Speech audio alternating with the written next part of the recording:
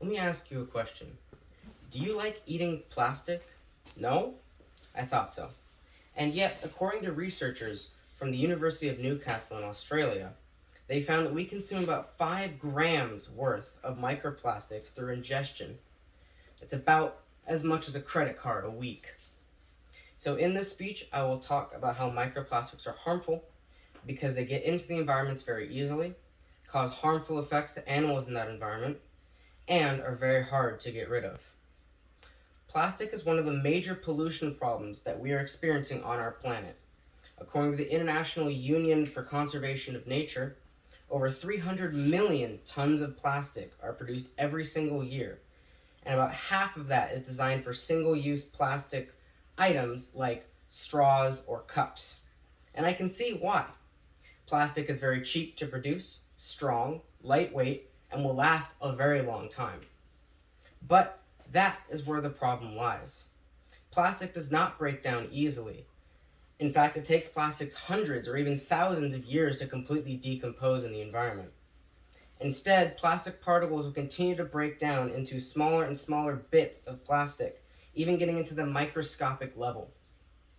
Meaning these plastic particles can get into everywhere. Our water, our marine life, our food, our drinks, and even our bloodstream. Hopefully, after hearing my speech, you too will be persuaded that microplastics are harmful. While I myself am not a scientist or a researcher in the field of microplastics, I have done extensive research on the subject of microplastics and the harmful effects it has on the animals and the environment itself.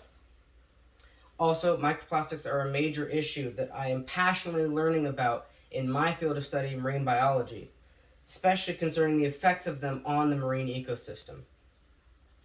I will first begin by talking about how microplastics easily get into the ecosystem. Then, I will discuss the harmful effects they have on the animals in the ecosystem. Finally, I will discuss why they are so difficult to get rid of out of the environment. Let's begin by talking about how microplastics enter the ecosystem.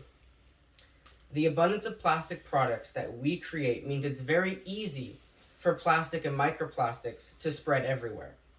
According to the International Union of Conservation of Nature, over 300 million pounds of plastic products that we produce, over 8 million pounds of plastic make its way into the ocean every single year. Some of this is caused by littering. However, the majority of plastic waste that ends up in the ocean are caused by storms, water runoff, winds that carry it into the ocean, or illegal dumping. This waste plastic has been detected on shorelines of every single continent in the world and makes up about 80% of all marine debris from the surface level all the way down to deep sea sediments at the bottom of the ocean.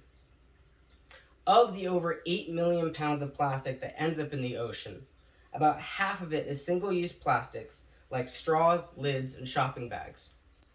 These single-use plastics are the main source of secondary microplastics in the environment, according to the National Geographic.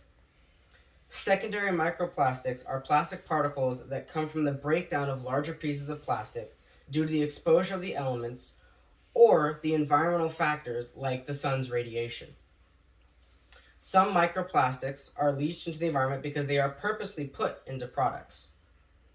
Microbeads of plastics are tiny beads of plastic that we put into health and beauty products to help the products work better. And according to the National Oceanic and Atmospheric Administration, these tiny plastics can easily pass through a filtration system and end up in our waters like our oceans and lakes. Also, washing polyester or synthetic fiber clothing can pull small plastic fibers out of them and have them end up in our waterways as well. Now that we've discussed how microplastics can get into our environment, let's discuss the harmful effects that they cause. Firstly, the wildlife in the marine environment are directly affected. Many species of wildlife like turtles, seabirds, and fishes can mistake plastics for prey and end up eating them. And as their stomachs are filled with plastics, they cannot get nutrition from the plastic and continue eating the plastic. And eventually, after eating so much plastic, they will starve from having their stomachs lined with plastic and unable to get nutrients from their food. The wildlife can also get tangled up in the plastic and being unable to swim or have their swimming ability severely impacted to the point where they can no longer get food or move out of the environment and ultimately perish. Oddly shaped or sharp bits of plastic can cause internal injuries or lacerations to the wildlife. The abundance of plastic waste in the ocean can harbor invasive organisms or bacteria that can affect the ecosystems badly. These microplastics don't just affect wildlife either. They affect us humans too. Microplastics have been found in tap water, beer, and salt, and multiple chemicals used in the production of plastic are known carcinogens, meaning they can interfere with the body's endocrine system and cause reproductive, neurological, developmental, and immune system disorders.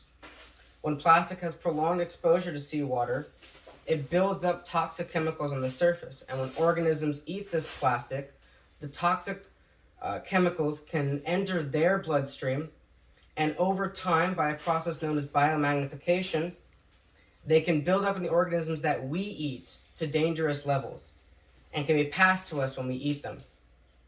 So now that we know the dangers of microplastics, why aren't we removing them from the environment, and what, if anything, can we do about it? Microplastics are incredibly hard to remove from the environment. So what is the issue? Because microplastics are so small, most are even smaller than a sesame seed, they are very hard to remove from the environment, especially efficiently and especially in marine environments. Also, there's an absolutely massive amount of particles contaminating the environment already, and plastic waste by the millions of tons are continuing to be produced each year, which only adds to the issue. So is there anything that we can do about it?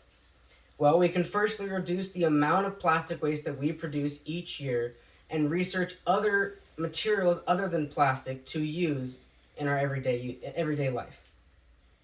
Also, an Irish teen named Fionn Ferreira found that by making a non-polar substance out of vegetable oil and magnetite, he could easily remove plastic particles from wastewater.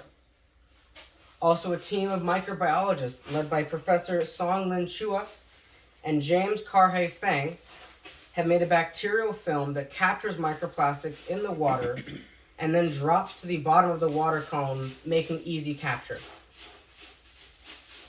So while microplastics are proving to be tough to remove, people are working on creating technologies to make resolving this crisis easier. So today, I have talked to you first about how microplastics end up in the environment and how they become so widespread. Then I discussed the adverse health effects that microplastics have on both the wildlife and the environment, as well as on us humans. Finally, discussed why it is so hard to remove the microplastics from the environment and discuss some solutions that could help the situation at hand. Microplastics are clearly a major world issue right now, and arguably might be the single biggest threat to our health along with climate change. The more steps that we take today towards solving this issue, the more we can mitigate the effects that it will have on our current and future generations. So I'll leave you with this question. What can you do right now to help fix this issue? Thank you all very much.